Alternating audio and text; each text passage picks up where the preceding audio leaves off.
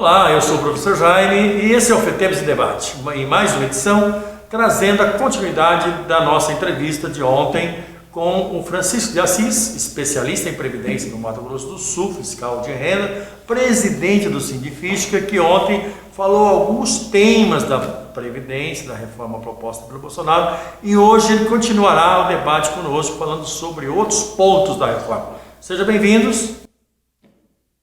Francisco, eu queria fazer uma outra questão de ordem para você, que eu acho importante usar bastante a tua experiência aqui para a gente tirar o máximo de informação com você. O ministro da Fazenda meio que usa uma chantagem contra os trabalhadores e os próximos aposentados, dizendo o seguinte: se não reformar, depois não teremos como pagar. A CPI do Senado mostrou, durante a reforma proposta pelo presidente Temer, que não havia déficit. Esse mesmo discurso do ministro foi usado aqui há um ano e meio atrás pelo nosso governador, dizendo também que teria que fazer a reforma aqui, porque senão não pagaria os aposentados. E não foi bem isso que aconteceu. Procede essa informação? Há déficit na Previdência? Então, a questão da seguridade social, ela não é apenas tratada com aposentadorias, né? A seguridade social, ela tem várias vertentes, né? Assim como ela tem vários elementos de financiamento, o destino do que é arrecadado com ela é levado para mais além do que só aposentadorias, né? Então você veja bem um exemplo simples de quem quer falar com seriedade de previdência.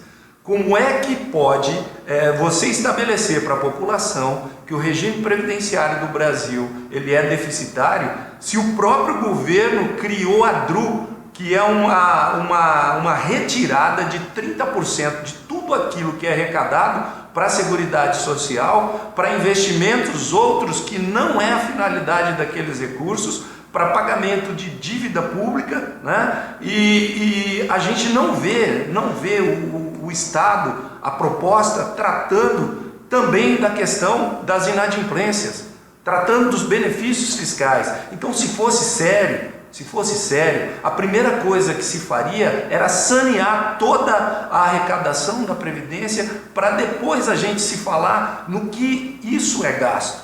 Então é uma grande falácia, uma grande mentira. Por que não se propor uma auditoria da dívida pública? Para a gente ver que o Estado deve realmente aquilo? Será que deve? E a DRU? Por que a DRU nesse processo que vem sendo trazido de reforma, por que a DRU não foi atacada? Porque o combate à sonegação não foi atacado. Então, como a gente pode vender novamente uma reforma se ao longo, eu tenho uma vida funcional aí de 34 anos, ao longo desses 34 anos eu já passei por 4 reformas. O contrato que eu assinei há 34 anos atrás, ele já foi reformado sem a minha anuência, sem me consultar, por 4 vezes. Eu não me aposentei ainda porque estou pagando a reforma da Previdência de 2003, que ela nem terminou de ser implantada ainda.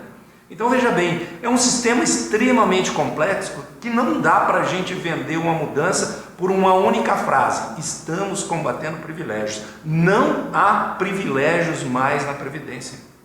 Obrigado, Francisco, mas eu queria ainda fazer mais uma questão de ordem também para você aqui. Você falou sobre privilégio, né? E você disse bem, nós não queremos privilégio, queremos nossos direitos, que é a previdência que nós pagamos, né? E os militares que ficaram de fora desse projeto, não é um privilégio? Pois é, a questão dos militares, eu fico até...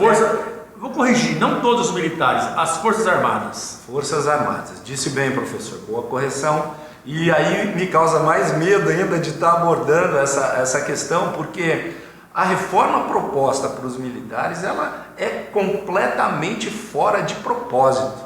Eu acredito que não seria o momento de se abordar questões de reajustamento de referências, reajustamento de valores, em função de uma remodelação do próprio sistema, né? Reforma a carreira deles. Eu acho que é completamente fora de foco que está sendo lidado na questão das Forças Armadas. Mas assim, como era sempre um sistema muito à parte, fica muito difícil a gente falar a respeito, porque foge completamente do sistema que o cidadão brasileiro tem de proposta colocada por esse governo que aí está. Mas um fato é claro, a reforma para todos os demais trabalhadores foi feita pelo ministro da Fazenda, sem a participação, sem ouvir os trabalhadores.